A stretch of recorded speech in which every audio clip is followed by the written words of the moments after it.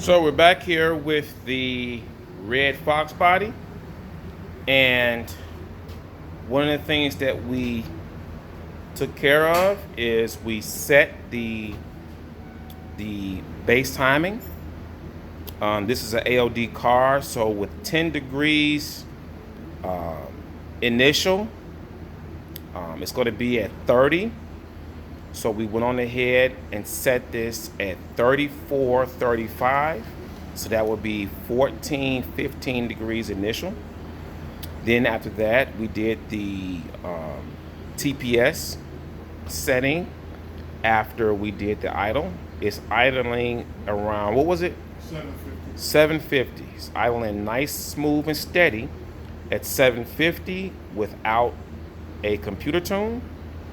And then we did the idle air setting. But one of the things that we also noticed, because we always check this, and we recommend you guys, whenever you are doing an intake manifold swap or a throttle body swap or anything that has to do with the top end and throttle body, that you always verify wide open throttle.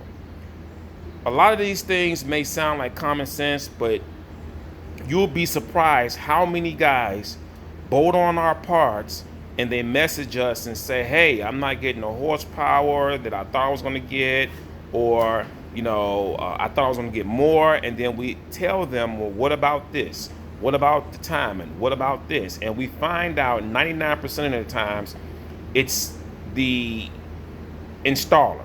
It's what they didn't do. They didn't verify ignition timing.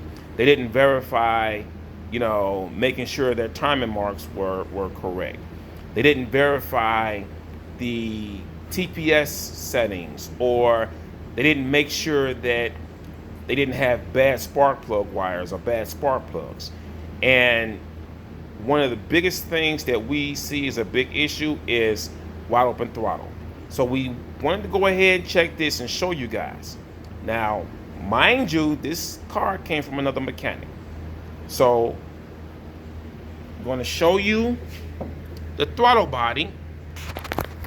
Now you see this is idle. Now go ahead and hit it, Mont. That's wide open throttle. As you see,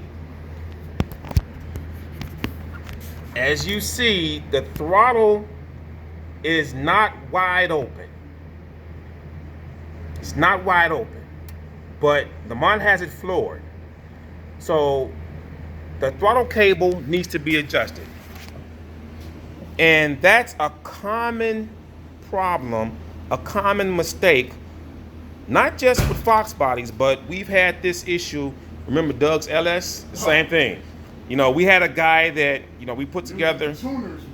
Right. We put together a LS1 combo, camshaft, ported cylinder heads, ported BBK intake manifold, ported throttle body, custom exhaust system we put on there. The car easily initially should have been at about 450 range. But when he first went to the dyno, he did 389 to the rear wheels. Okay, it was a 4L60 car, so it was an auto car. It had I think it was a Vigilante stall in there, something like, I want to say 30, it was a 3800 stall. But we had it in lockup. So he came back, he was kind of disappointed, but when I checked it, he did not verify wide open throttle. So we went back, adjusted his throttle cable, then he made another appointment with the dyno, and went to the dyno, and that time at dyno, what was it, 436? His was more than Ray's. I think it was 436, 440. 440 to the rear wheels with our setup, and he was happy with that. And then after that, he tore up the rear end, of course, then the transmission, and then we lost contact with the guy. But this is just letting you guys know we're making progress with this car.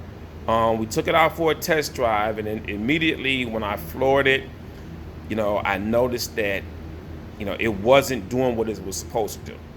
So now we know why. So we're going to go ahead and set this up and come back with another video for you guys. See you guys at the track.